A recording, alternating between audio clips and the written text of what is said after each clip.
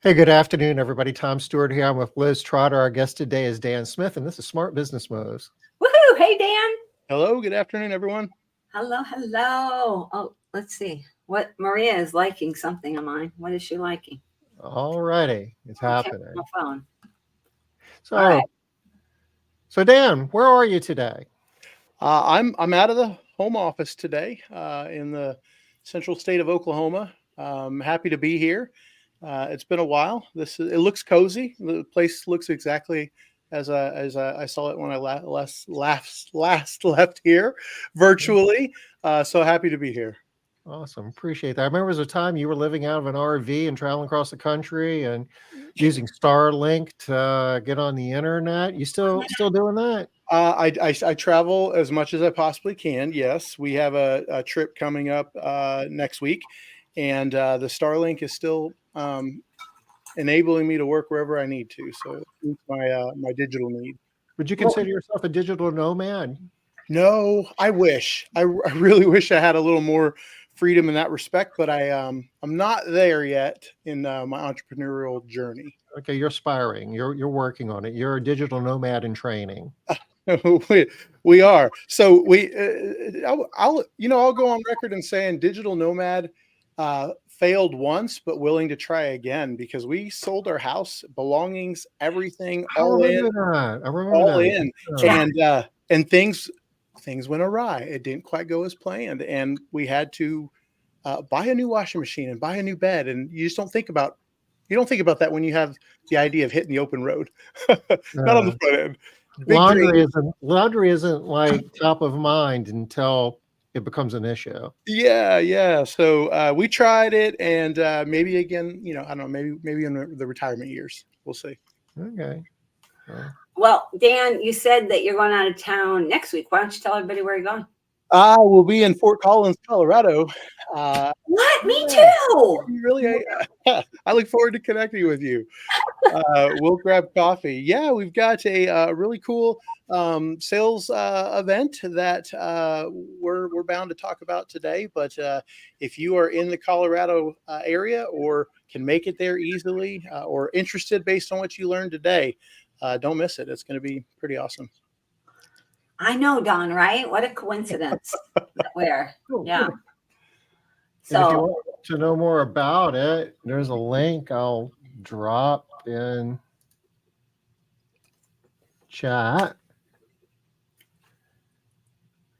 So what is this workshop about? I know we're going to talk about it a lot more detail. Do we want to just talk about it later? And later. I think that's probably the better approach, right?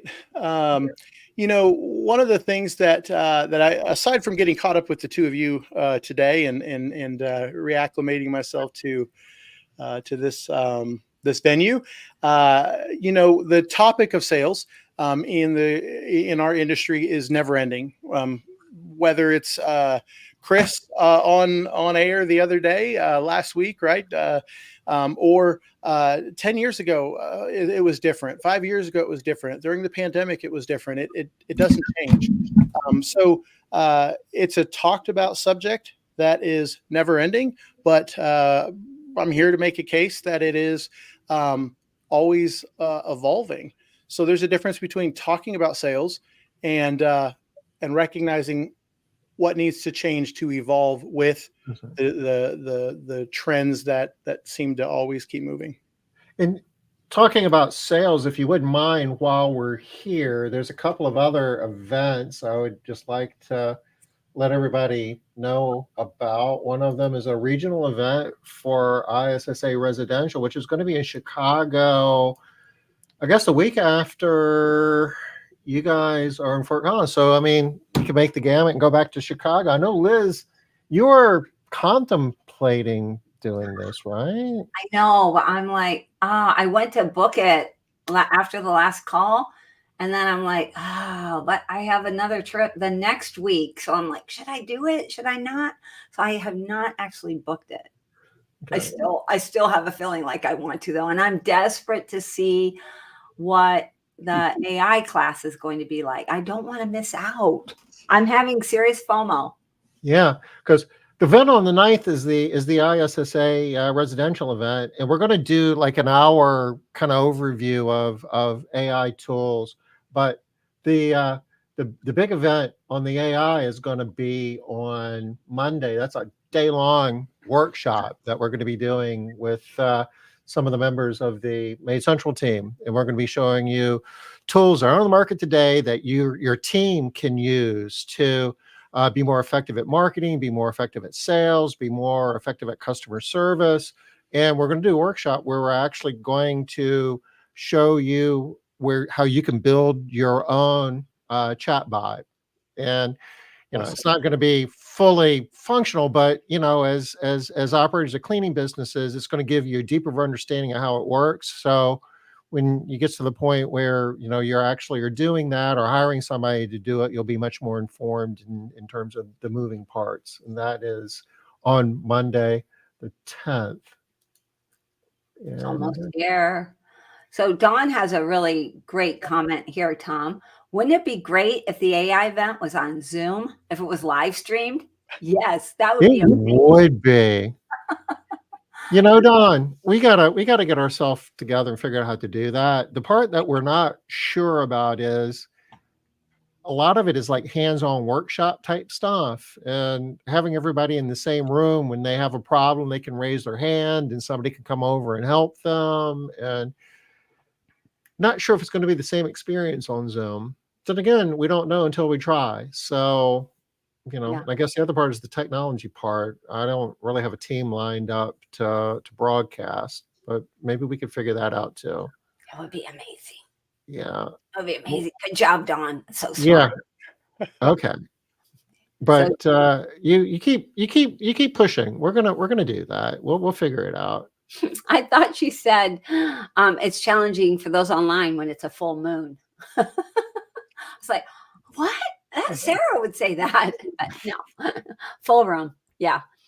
And I know we have had challenges live streaming before when we have a full room and then also have the people live stream. It's hard to go back and forth. So, but we're in a world of AI prompting now, right? Just we can prompt, no mistakes, please, and everything's going to be great. oh my gosh, that's amazing! I love this new strategy. We're working on that technology. It's right around the corner, I think. Yeah. And Denise wants to know if we're going to be doing the AI workshop again. Oh no, we usually do these things one event at a time. The only other thing that we know that we're doing for sure is we're doing an MCA live in September, and I think we're doing it in Charleston. And Liz, I think you're doing a workshop, an event in Charleston that same week. What day is it, Tom? I'm looking at my calendar. Is it September? I thought it was August. No, no, it's September. You're thinking of Detroit in August. I am thinking of Detroit in August with Lisa. Okay. Yeah. When's September? What's the date? Do you know? Yeah, I do. Do you have a calendar? Pop it up there. Yeah. Ooh, maybe Elvin can make a video for your MC clients. Oh, that is a good idea, Dawn. No, I don't want to play favorites with the Maid Central clients, but that's a good idea. 25 through 27 is the event in September in Charleston. And I think you were booking something on the 23rd and 24th. I think so. Yeah. I think I saw it on my calendar somewhere. It's going to be like a whole week thing. Yeah. God, we're busy. Busy times. So, all right. Yeah, I was going to share an idea on the AI side. I might be a little late in the conversation piece here, but I didn't want to interrupt. I don't know what the workshop entails aside from the chatbot. That's pretty exciting. But I heard Liz say, we don't want to be partial to just the Maid Central community. And in that same vein, I want to throw an idea out there. Anyone can run with it. I haven't done anything with it, but it's an idea. I've got it in the back of my mind to figure out how to tie the latest AI tools, which have some new capabilities, I won't get too nerdy here, into our phone system so that we can log every call that comes in. I know this is not a new idea, but if you've not heard this before, it might be new to you. We can log every call that comes in. That goes into a text format, which then goes into the AI system, which then allows you to prune and otherwise parse all of the questions that your company's ever asked. Imagine doing that for 3 months. Now you're in a position to put that into your chatbot, and your chatbot doesn't have logical answers. It has actual answers based on your company and how your company operates. Run that for 6 more months, and now you have a full-fledged ability to train people faster in your office. You have data on, what do people ask for the most that you're often saying no, and is that something you should reconsider? So I've got that idea in my head. I haven't done anything with it. If someone is ready to run with it, I just think that data collection from a real call, real customer, real engagement piece could expedite so many processes in our offices. Isn't it crazy how much stuff can be connected to AI? Like at this point, it's harder to find things that can't be. Absolutely. That For there's sure. no way to connect them. For sure. Tom's We right are. down. He's like, No, I mean we're working on that now, actually, or at least the part of capturing voice conversations to text and storing it with the other customer communications in Maid Central. Oh, All of the things that we can do with that is kind of like phase 2, but we know that that information is valuable, and we're you know we already do some integrations with like Ring Central, but we're looking at doing it through more of an open AI that's more phone system agnostic to make it easier for more people to use. That's amazing. So I started this off by saying we don't want to cater just to the Maid Central community, but I got to tell everyone that was not a soft throw to Tom. Like I had no idea that Tom is working on. I'm not surprised, but I had no idea that your team is working on that on the back end. So we didn't set that volley up, but that's amazing. I like that. Appreciate that. So we want to talk about yes. what do we got here? I'm just answering Denise. Yes, Denise. He is coming. You must come in a little bit late. Yes, he's coming to Fort Collins. I will be there. Indeed. Yeah, he will. So tell me about the event in Fort Collins. What's going to be going on there? But before we do, Tom, you and I know Dan really well. And so we're doing the same thing that we always do. Yeah. Dan, thanks. First time caller. No.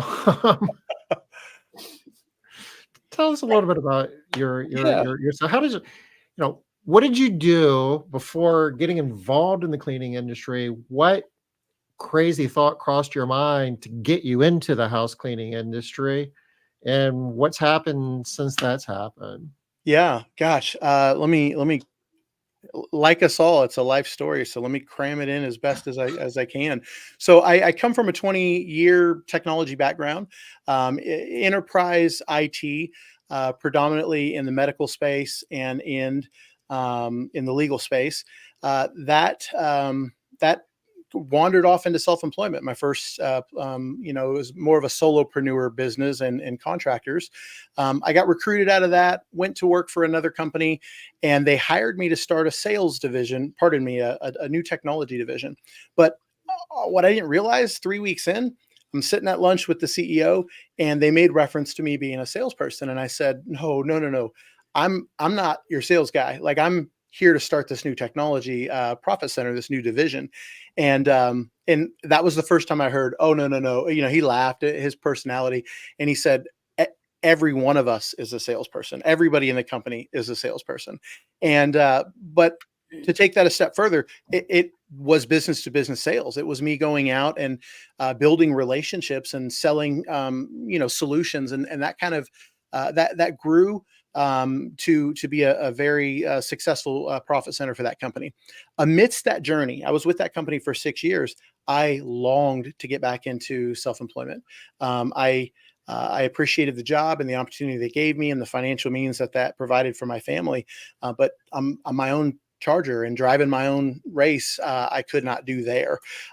In closing, I was locked up contractually that said, Dan, if you join our team and we pull you out of self-employment, you can't do anything similar, and you can't be partners in a company. You can't own stock in a private company. And so I spent 2.5 years trying to figure out, what am I going to do? And very comically, similar to I watched Chris on the show the other day. Chris said that he came across a post from Rohan on the internet. I have the exact same story, exact same story. And I said to my wife, I've got this idea. I know what we're going to do. And we jumped in a little bit untraditionally. And that was, we hired 2 W-2 employees from day one. So we put a little money in the bank for payroll. I just started having taken my sales experience that I had, started reaching out and doing what I knew to do at the time. And fortunately have had the benefit to learn from so many others along the way since then, and just started the house cleaning company, literally with 2 employees and no customers, and a $400 website I built myself. I paid for the logo. And we all have our own measurement of success. But in my instance, we grew from a zero and having never cleaned to $1 million run rate in, I think, 4 years and 7 months. And I have half the people say, that's amazing. And the other half say, well, you had technology on your side. In my day, there's no way that was possible. So wherever that is, I was happy for that journey. And one thing led to another. And I had a short stint contracting a little bit with your team and working with you, Tom, which was a growth opportunity for me tremendously. And I wandered again out of the cleaning business. I kind of got that self-contained and started a small, what turned out to be a consulting business, Business Made Better. I did that for the better part of 2 years. And then found myself into another venture with partners this time. So that's kind of a new territory for me. That's where I'm at today. Awesome. Okay. A lot of the more recent activities are all in the residential cleaning world, right? They are, yes. That has been where I've kind of planted my feet. And one of the things that I've come to recognize is that I know this industry enough to feel comfortable, but also enough to know that I need to keep learning. And as I've learned along the way, I've realized that, okay, some of our problems and challenges and obstacles are not unique to residential cleaning only. If that's the only silo in which you operate, if that's your only network, then maybe you don't even think about how the HVAC company has the same challenges in some respects, or the roofing company might have the same challenges. The lawn care company might have the same challenges, right? The management of human capital, training, customer service, sales, operational procedures. And my mind over the last 12 to 18 months has started to expand in that respect. Cleaning is near and dear to my heart, and I continue to serve in that regard, but I see so many other home service industries that we're more alike than we are different. All right. So now, Tom, now do you feel like you understand and know Dan just a little bit better? I do. I just had no idea. So y'all, sorry, we're not good at this when we know the people already. We already like them. So that's why they're on here. All right. But we do want to talk, like Tom said, talk a little bit about the event in Fort Collins. But I think we might be better served if we just hit the topic for today. We have Dan is awesome, didn't he? I agree. The topic that we have listed is the top 5 sales mistakes and how to avoid them. I'm pretty sure that Dan is going to be talking about, because there are so many sales mistakes, right? So he's going to give us the top mistakes the top 5 mistakes that salespeople, and specifically, I think you're going to talk about in our industry. Is that right? Yes. For cleaning? Yeah. Yes. For the context of house cleaning, for sure. Okay. And how did you curate your list? Because I'm sure there's more than 5 things in the consideration set. This is top 5, Tom. Top 5. Top 5. The top 5. Yeah, right. How many of you, I would ask, how many of you, yourself included, Tom, have anywhere posted on the internet the best residential cleaning company in town? We are the best, right? Well, I've been doing this for a long time. If it's a mistake that could be made, I'm sure I've done it at least once. who voted that we're the best cleaning company? So the five top are really relative to what I believe and what my team and partners believe can make the biggest. What's that, Liz? And me. Yes, and Liz can move the needle the quickest in terms of trying to improve sales within your organization. Yeah, to be candid, the top five, they are the top five we are going to talk about today. But the raw answer is it's the five elements that are going to move the needle, can move the needle the quickest, which I'm going to challenge you watching at home. There's a mind shift factor to consider, and a little surprise at the end, if you will. And another big piece, I think, of this, of where we got the top five, Tom, is, we talk with, because of doing this company and because of listening sells, we talk with a lot of business owners, and we see, right? So let's speak to Listening Sells. That's the name of the company. Dan, Maria, Dorian, and I all own. And because we speak to a lot of business owners, and every Thursday we're on live calls with the different business owners, we see where people keep getting stuck, same places over and over again. And in my mind, the reason why these are the top five is because these five, two things. One, people have a hard time agreeing that this is something that they need to change. They're like, no, but you don't understand. They have an argument for why they want to keep doing it their way. Tom, I know you deal with this with Maid Central too. People want to keep doing it the way they've been doing, even if the results are not there. Or coaching, like every year in foundations, somebody will say, no, you don't understand. And that's kind of like, okay.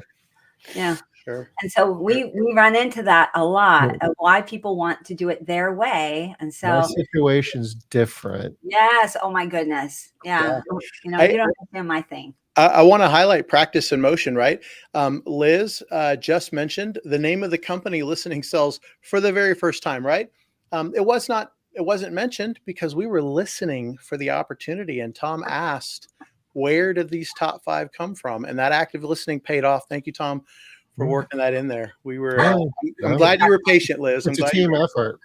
We got to it. Yeah. All right. Do you want to, I think you are going to share. Yeah. Let me see. Right? Yeah. Let me make sure I can get this up on screen just perfectly here. I'm glad you're doing it, because every time I see the present instead of share, I'm like, oh, is it the same, or are they going to give me a present and it looks like a present, the little thing on there.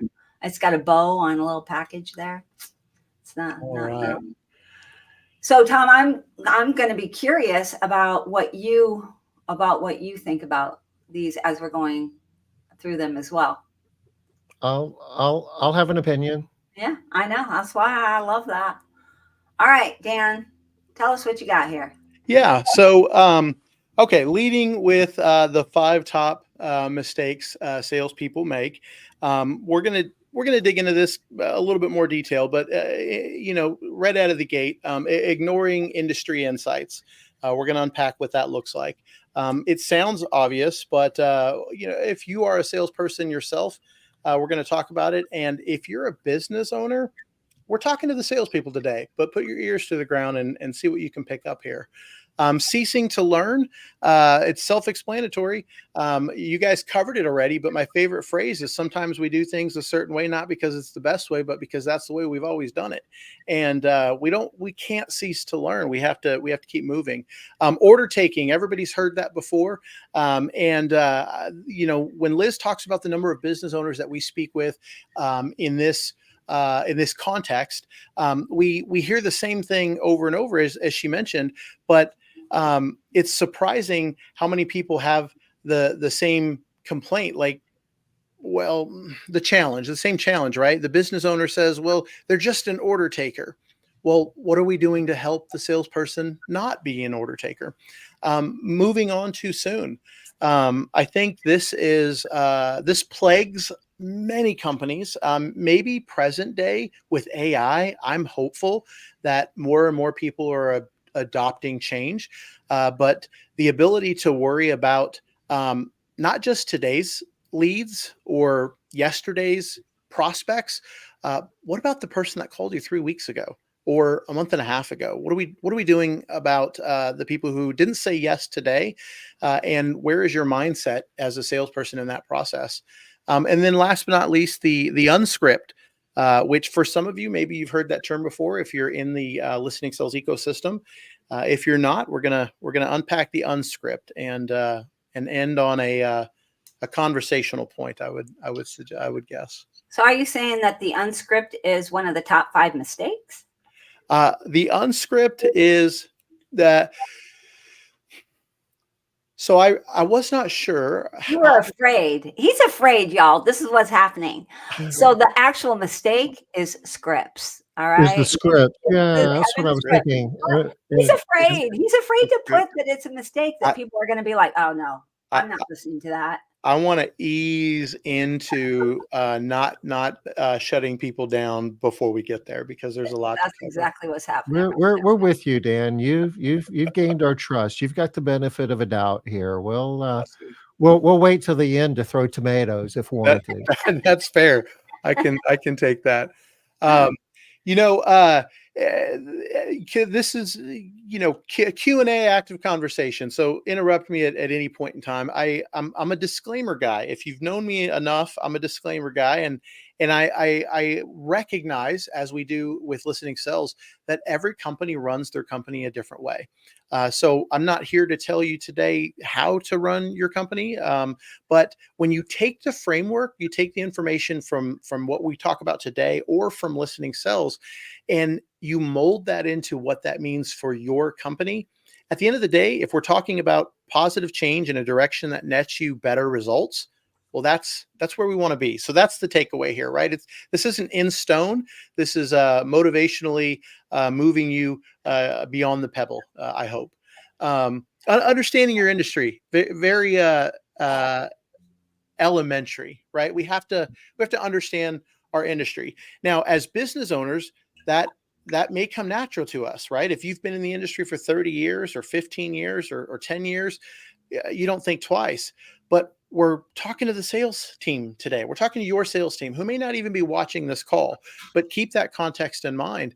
What are we doing to help them understand our industry, who our clients are, what do they want, what you see on screen there? And I venture to guess there is a percentage that I wouldn't be able to put my finger on. There's a percentage of us, myself included, that over the years, if not still today, fills the seat of our sales role with that of someone who used to be a field tech, a professional cleaner, somebody who the clients love. They know they know the industry, right? They've been doing this for so long. And then they come into the office and there are dynamics that are different. There are other factors to consider. There's a different train of thought to be put on the table when you're trying to make a decision on what's best for the company, what's best for the customer. And that can rise beyond, do I clean in this manner or do I clean in that manner?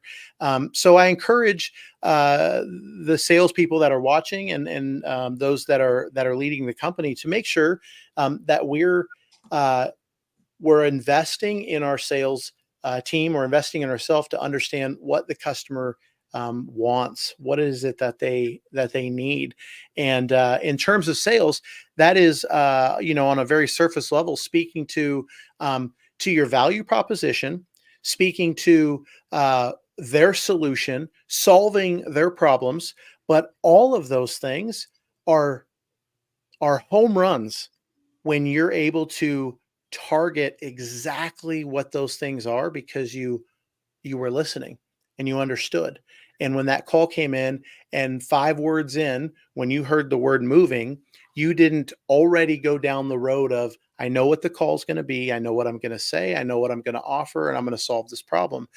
Sometimes that autopilot can hinder us from listening and understanding how the industry works, what our customers need, and moreover, what that particular person on the phone that you have in the moment, what is their need, and how do we meet that? Understanding your industry is broad, but at the end of the day, it's making sure that we're looking at each call and each customer as a way to dial in a personalized experience. There's another piece to that as well. I think a lot of times people have heard, it's similar to what we talk about a lot of times, Tom. You'll hear a good idea. And, we see our people all the time. They're like, oh, but I heard this great idea. And they try to do that thing, but it doesn't line up with what you're doing.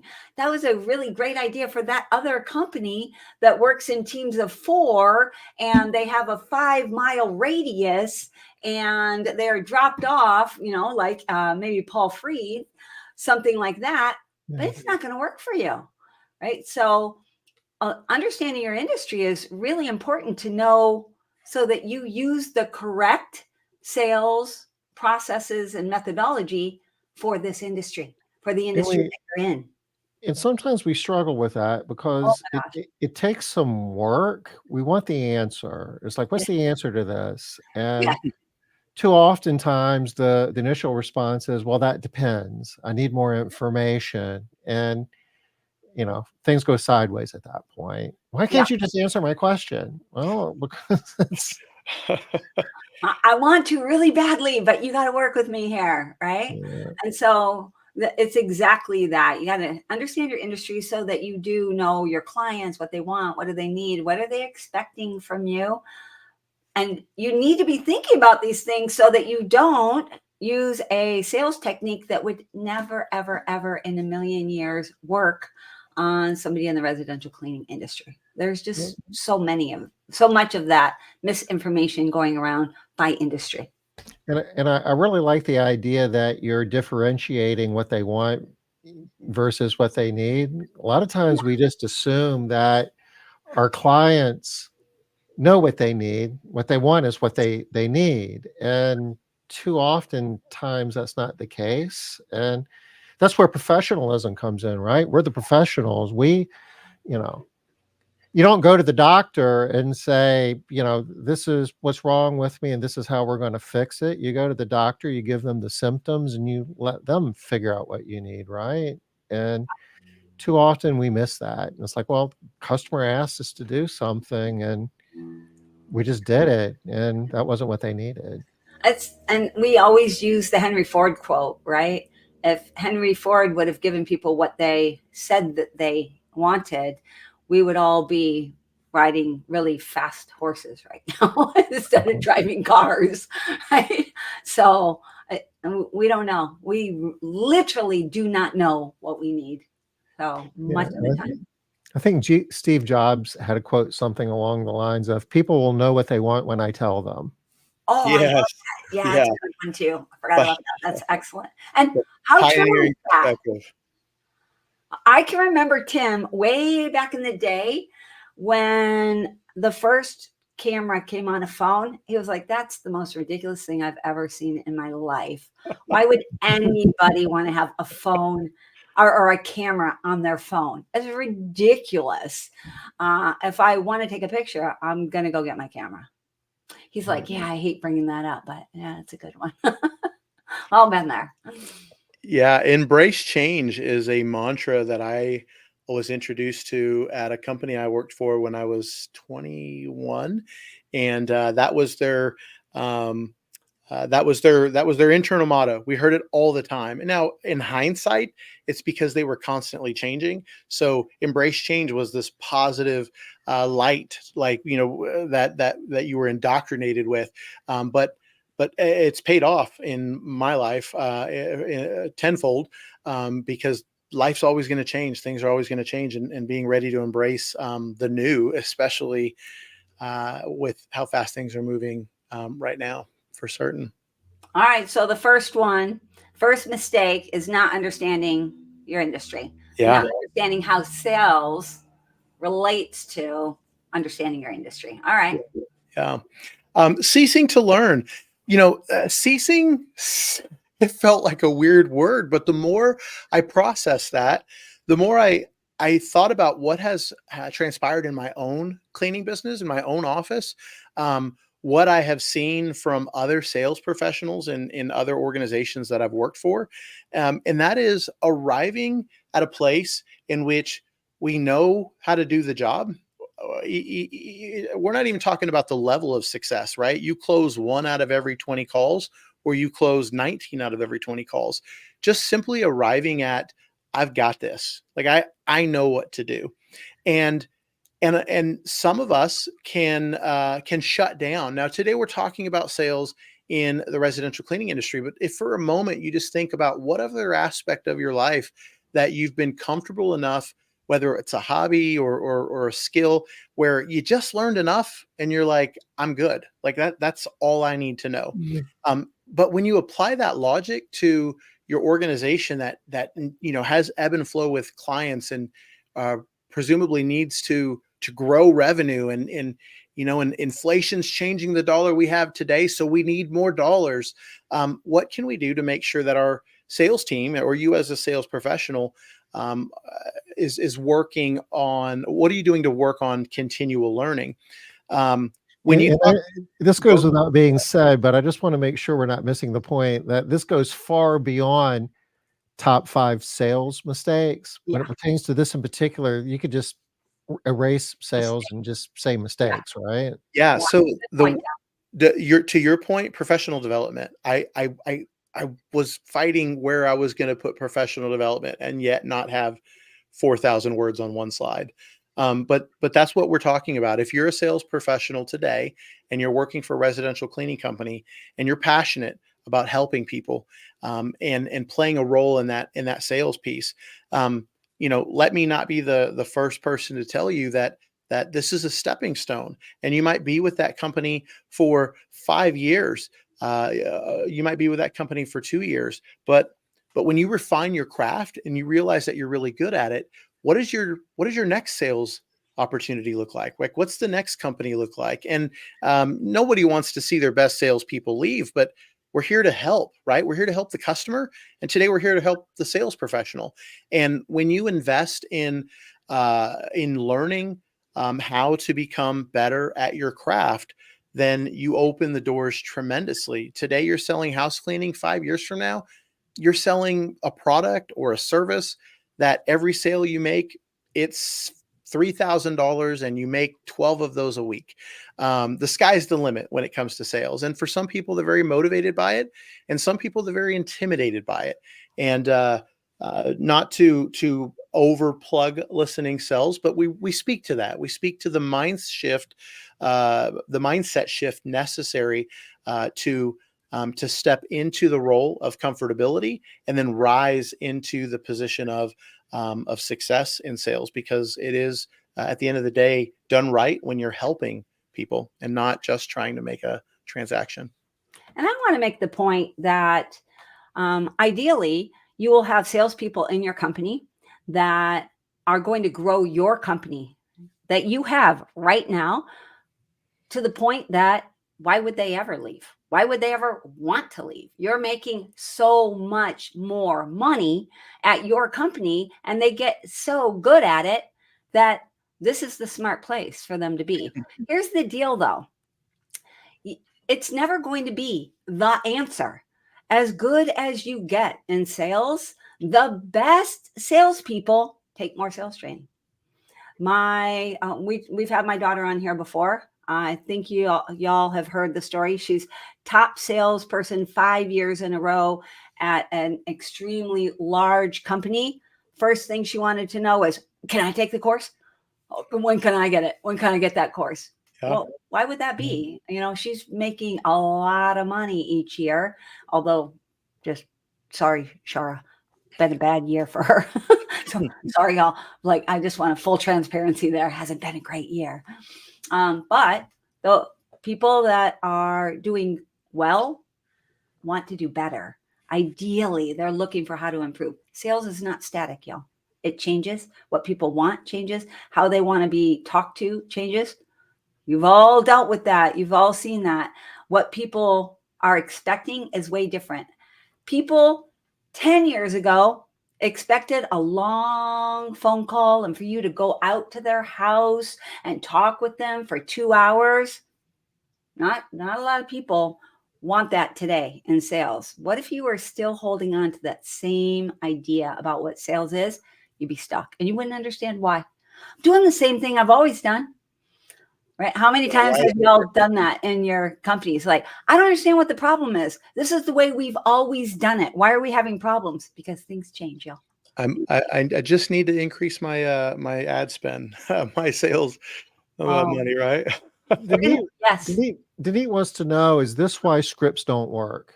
Is that too much feeling like I'm being sold rather than being helped? We're gonna get there, but yes, Denise, this is absolutely a piece of the issue. The more, this is funny, the people who are doing the best in sales rely on their scripts less, not more. So we'll talk more about that later. I know Dan's going to talk about that on his last slide. Yeah, for sure. Any other commentary on this that we haven't covered already? The learning part, there's a correlation between that, at least in the residential cleaning industry. I mean, that's where we spend most of our time. The most successful people in this industry spend a meaningful amount of time learning new stuff. It's reading books, it's being parts of peer groups, it's teaching. At some point, when you're teaching other people, you are learning. The dirty little secret is you learn as much as the people that you're teaching and coaching. And there's a certain amount of humility that needs to go along with that as well. If you can just humble yourself to the fact that there's, the more I know, the more I understand that I don't know, it gets a lot easier. I don't want to miss an opportunity to tie that into something I said earlier, Tom. The humility factor. When I mentioned, from 2 W-2 employees to 4.5 years later, we hit a goal. That was not because I had the answers. That was not because I was smart. And I've worked with a large in the world of consultants and coaching and sales professionals, successful people in our industry. I'm still third grade, I'm still second grade. Like I'm learning myself. I have had the luxury of working with a large number of companies over that 2-year period. And I would hear things like, "Oh, how did you do this? And how did you do that?" And I've said it so many times. The only and the sole reason I attribute to any measurement of growth or self-defined success or goal hitting for my cleaning business was not because I had the answers. It literally was because I would open doors I was never invited to and ask questions to people who didn't know me and not disappear and put my nose in conversations that I was not expected to be a part of. And I just politely would ask questions, and I would go to events, and before I know it, I'm learning from this person and I'm learning from that person. And we don't have time for it today, but I got an amazing story of my first time meeting Matt Ricketts. When I say amazing, think incredibly funny and comical. But I digress. I attribute that to every person that's ever helped me, the both of you on this call, and so many that might be watching along the way. And I encourage everyone to take that same logic. I'll close the point with this. I met a woman who had been in the industry for over 30 years, I think 29, 31 years. And in that entire time, she had not spoken to another cleaning business owner. I was the first person that she'd ever encountered. And I was introducing groups and associations, and that was foreign. And I'm like, you don't understand. you need to talk to people other than me. Well, Dan, you can help me with this and that. Yeah, I know that's great, but please let me introduce you to Liz Trotter. Please let me introduce you to someone else. And that person is flourishing, and her whole business is turned upside down because she has a community of people that she can learn and tap into. All right, you need to. Yeah, she was at scale. She's amazing. Yeah, Well, she is. we only have 3 more. I mean, we have 3 more slides though. Yeah, we'll make it happen here. Okay. Taking orders, order taking versus building relationships. So all too often we hear we got to stop being order takers. Well, what's the alternative? Do you know the alternative? Is that mapped out as a salesperson? Do you know what you need to do? If you do, why are you not doing it? If you're a business owner who is wanting your salesperson to become not an order taker, what are you doing to invest in them and help them in that respect? Moving along the time frame here, this probably more than anything, it's a mind shift requirement. Many times when we hire someone who is not dedicated to sales in their past career, right? Whatever they were a stay-at-home mom, they were a working professional, they were a cleaner 3 weeks ago, but they were not a professional salesperson. When you introduce them to, well, we need to call and we need to ask somebody, and we need to give them a price, and the price is going to be $300 or $600 or $1,200. Not everybody's comfortable with that, and making sure that we're able to help build them up, educate them, invest in them, so that they understand the right way to navigate sales calls. We can't take an order when we're better served to listen, understand what they need, and focus on forming a relationship. In your sales process, what are you doing to leave that person with an experience that sets the foundation for what can become a relationship of calling you back when they're ready, or calling you back the next time, or referring you to family and friends? It's a lot easier to earn more business and retain the customers you have than seek new ones. I think we've all heard that before. Yeah, I think we all know that too, right? But Yeah. I just want to say real quick, Rachel, you might know her. Yeah, you might know her. I can't see who's on the call, but if Rachel's here, hello to Rachel. And yes, she just hit us up in chat. That's funny. Yeah. That's funny. Okay. Stopping too soon. This when I talk about the 2 years of working with other companies, this was probably the primary subject. Or we're not going to go into detail, but my primary talking point was the people that we speak to today. Oh gosh, as a salesperson, let me tell you boldly and to the point, get rid of the mindset that is, this person is a tire kicker. Like, be done with that. It's toxic. It's not good. Be done with the concept of it's a competitor in town and they're just trying to get our pricing, right? That's irrelevant. That it may be, we don't care. We're focusing on making sure that we are valuing every single lead, because we do not know if that person is a person of skepticism, and they're asking you questions rooted in skepticism, and they're trying to decide if you're a company of integrity, and you pick up that skepticism as, this person is not worth your time. So you don't give the effort, you don't give the energy, and there was a perfectly good opportunity, a perfectly good lead that walked out the door because you didn't connect, you didn't listen, and you didn't form a relationship because we were too quick to make a decision. No might mean soon. I've said this a million times. Somebody getting a quote today, we don't know their story.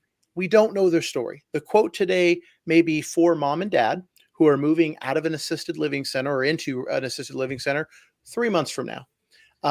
What are we going to do between now and 3 months? They're not ready to make a decision, but it's part of their life experience that they needed to make a call to get an idea of pricing. You can name 12 other examples for why someone would call today, and they're an active buyer. They have a need. They're going to hire a cleaning company, but not today, because their timing is not our timing. What about tomorrow? The follow-up. The follow-up is absolutely key. The number of times I've heard people say, well, but I've called him 3 times already, and I feel icky. I feel not right. I don't want to be pressury. We're not pressuring people when we're helping them. And we're helping people when we follow up with the very thing that they contacted us to begin with and declared that they had a need. So making sure that we're respectful in the process, but what are we doing to make sure that we don't stop too soon? Just that mind shift change as a salesperson can have a direct impact on the number of sales that you're able to close and whatever that might look like for you on a personal level. Yeah, I challenge you to kind of make that shift, make that change. Any pushback on that from the two of you? Yeah, I got a little bit, just something I want to add there. Yeah. So for those of you that think, I don't want to call again. I'm getting pushy. I can feel it. I feel pushy. Yeah. Stop doing that. Don't do that. That's not what the recommendation is. The recommendation isn't get pushy, do more, push harder. No, it's don't stop. Look for other ways. There are a lot of ways to be able to connect with people without being pushy. So, and there was one more thing I wanted to say. So a lot of times, I don't think a lot of people know this. There is a large segment of the population that doesn't say yes the first time around. They just don't. They just don't say yes. They have to think about it. And no matter how much they are positive they're going with you, they're not gonna book today. They're going to have to go and talk to their husband, sleep on it, and make sure that they really want to do it because they don't trust themselves. So you need to know that there's a large segment of the population like that. For you DISC people, a lot of your high Cs, don't make a decision on that first call. They just don't. Nope, not gonna. For sure. So Dan, part of what I heard you saying at the beginning of this is don't quickly assume that somebody's not a good candidate, that, they're not they're a tire kicker or a competitor or something like that. I want to clarify though that, is it a worthwhile idea to find out if they are a qualified lead, like if they live out of your service delivery area, or if they're looking for somebody to do their laundry and you don't do that? I mean, you don't necessarily want, I'm assuming you don't want to necessarily invest a lot of sales energy in somebody is looking to buy something that you don't sell. Yeah, that's a very good clarification, and thanks for not letting that get by. At the end of the day, arguably, we all have our own process already in place today, right? There's probably no one on this call or watching this recording that, if you're in business, you don't have a process to determine if you can help somebody from the onset. Maybe you can improve that process. Maybe it can be refined. But to your point, yes, we don't want to waste time and energy, but it is easy on a human level for us to hear the first sentence, the first couple lines, or something that triggers us in the middle of the call, and then instantly dismiss somebody. So if things are looking in the direction that you can help that person, then we want to learn more. We want to ask questions. We want to listen so that we can help them in a way that is meaningful to them. If we are quick to pass judgment, we just don't know the scenario. My next best example is the person who has more money than. And I got you. We got the point. Yeah. So don't assume. Don't assume. Okay, fair enough. Hey, let's. I appreciate you guys helping keeping me on track here. Scripts can work occasionally, at times ish. You remember at the beginning of the call when I said I'm not here to tell you that your way doesn't work and this is the way. That's not the thing, right? There are very successful companies that have scripts and they operate exactly in that manner, and they'll tell us all day long that they've built an empire on their sales script. They have the best sales script in the industry. If that works for your company, keep on, right? Why would you do something different that's going to reduce your success or your revenue? If you're in a position where you want to improve your results and improve your outcome, I want to challenge you and in conjunction with Liz and Listening Cells and Maria Dorian, the unscript is the concept of making sure that we are prepared to speak to our offering and the needs of those that call, no matter what the circumstance is that comes in. And I don't want to be so quick to jump to a negative experience, but you've got this refined script and somebody calls you in and they have a need and everything's going great.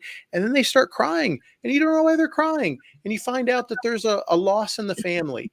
There's a sharp left turn on that call that you never expected. So you're at this crossroad. You're at this crossroad of emotion versus, well, the third paragraph says here that I need to ask you, do you have a dog? Is this the right time to ask about a dog? Is this the right time to follow the next line? And when someone shares something with you that is to be celebrated, do we overlook the opportunity to connect with them emotionally and read the next line? If I'm rigidly locked into a script, I'm not listening. Is that the point? Yeah, that's the point. You're not able to bob and weave in a way that is meaningful to that person. And throughout this entire presentation and conversation, what I hope that everyone is able to extract is when we're actively listening, we're able to connect on a completely different level than assuming we know what they want or following the script. And that is a game changer for those that are in the listening sales ecosystem, but also it's proven across the board. Let me, there's one other really important piece I want to talk about. I'll be quick here, but when I talk about perfect your unscript, something I see often in our industry, and I'm putting this out for thought. I'm not declaring right or wrong. I want you to run with this for those of you watching at home and form your own thought. In my opinion, a lot of the training material that is commonly found with most businesses, the Grant Cardones, the big names. What's that? Get to the point. We're going to cut you off. Those training materials are often rooted in enterprise, big business, big companies, and they're not refined for that business to consumer conversation with the mom, the dad, the grandma, and that's where listening sales has a sharp turn. Okay. On how we connect. I'm gonna cut you off because I know you have one more slide. While you're pulling that up, I want to also tell people we're not saying don't use a script. We're saying use an unscript, and an unscript is just some bullet points, the things that you want to hit, but not in a scripted format that causes those problems. All right, go ahead, Dan. Yeah. So you heard us talk about the event in Fort Collins next week, the 30th and the 31st.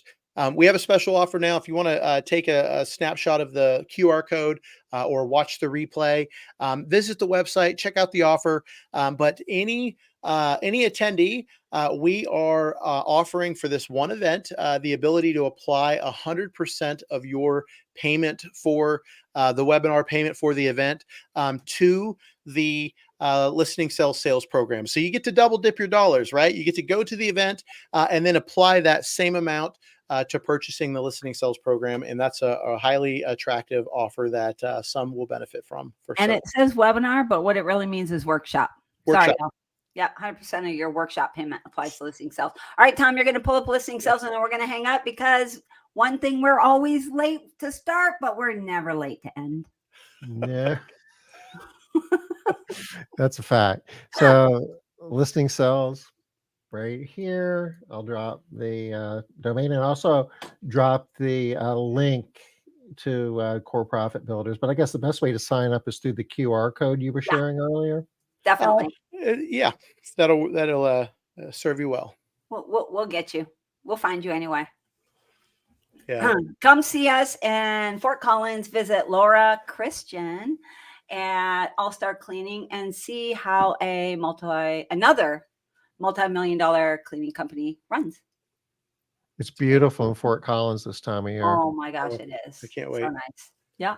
I got the lawn chair ready. There's a brewery on every corner.